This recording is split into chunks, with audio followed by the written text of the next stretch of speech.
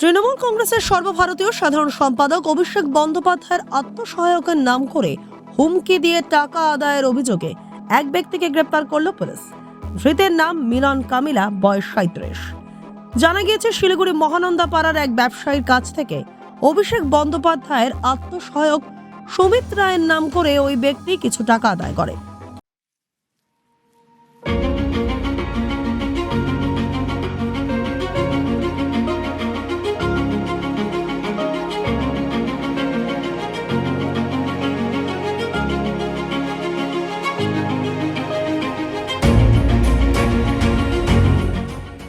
এরপর ওই ব্যবসায়ী খোঁজ খবর নিয়ে জানতে পারেন এর সাথে সুমিত রায়ের কোনো সম্পর্ক নেই।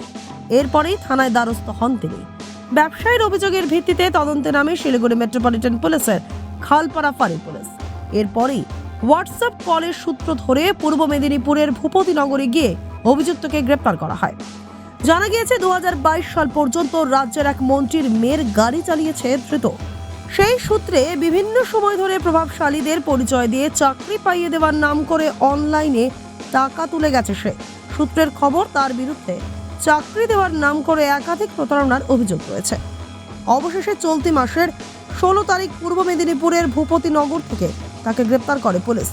রিমান্ডে নিয়ে তাকে জিজ্ঞাসাবাদ করে বেশ কিছু তথ্য পায় পুলিশ। বৃহস্পতিবার অভিযুক্তকে পুনরায় শিলিগুড়ি আদালতে পেশ করা হয়। এই চক্রের সাথে আরও কেউ জড়িত রয়েছে কিনা তা খতিয়ে দেখছে পুলিশ।